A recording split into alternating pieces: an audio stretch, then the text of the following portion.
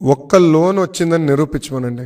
ఒక్క బీసీ సోదరికి లోన్ ఇచ్చారని ఈ ప్రభుత్వం నిరూపించమనండి. ఒకరే ఒకరికి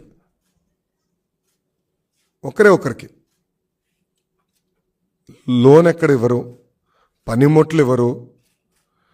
తరతరాలుగా మత్స్యకారుల చేతుల్లో ఉన్న ట్యాంకులు తీసుకెళ్ళి పెత్తందారుల చేతులకు ఇస్తారు. ఇంకా బీసీ సోదరులకు న్యాయం చేసిన ఎట్లా పేర్కొంటుంది ప్రభుత్వం?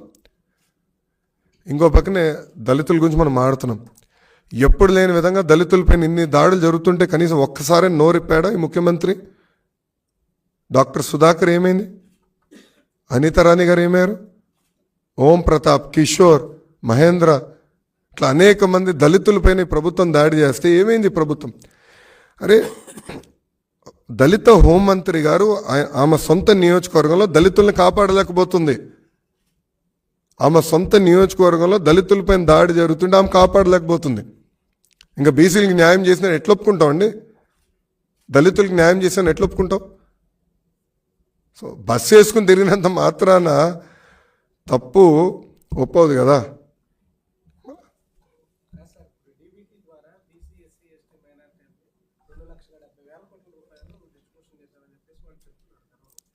డీబీటీ నాకు కనిపెట్టాడు స్వామి. బటన్ జగన్ కనిపెట్టాడా?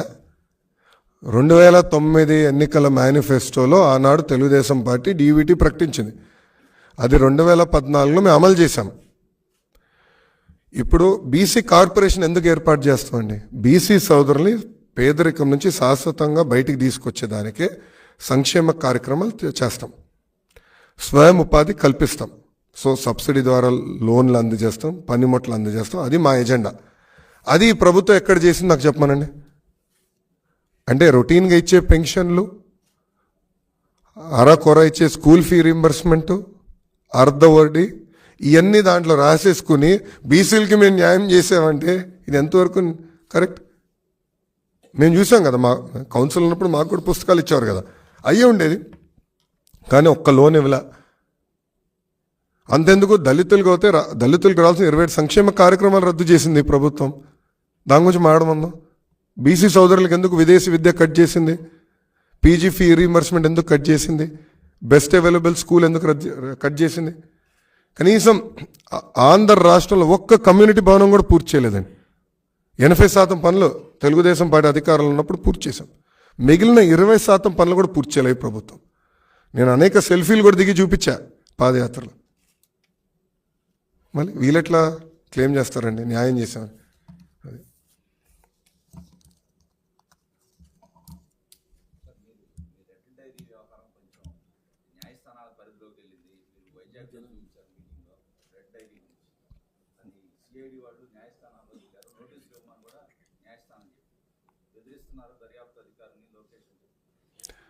నేనేం చెప్పాను? ఏ అధికారులైతే చట్టాన్ని ఉల్లంఘించి మా కార్యకర్తల్ని, నాయకుల్ని ఇబ్బంది పెట్టారో వాళ్ళ పేరు నేను రాసుకున్నాను. నంబర్ 1, వాళ్ళపైన రేపు జ్యుడిషియల్ ఎంక్వైరీ చేస్తాం, వాళ్ళని సర్వీస్ నుంచి డిస్మిస్ చేస్తాం, న్యాయబద్ధమైన చర్యలు తీసుకుంటాం. ఇది మేము చెప్పా.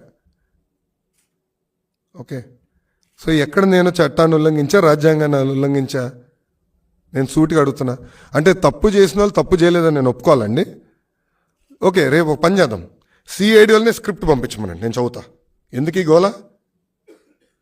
మొత్తం మేధావులు ఉన్నారు కదా, రఘురామరెడ్డి, వీళ్ళందరూ కొంతమంది ఉన్నారు కదా, సీతారామాంజనేయులు,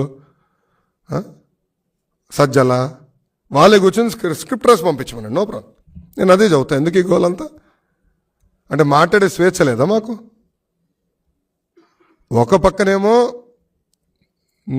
నన్ను పిలిచారు 2 రోజులు ఇన్వెస్టిగేషన్, చివరికి ఏం లేదని వాళ్ళకి అర్థమైంది. నేను వాస్తవాలు చెప్పాను, దాంట్లో తప్పేంటి?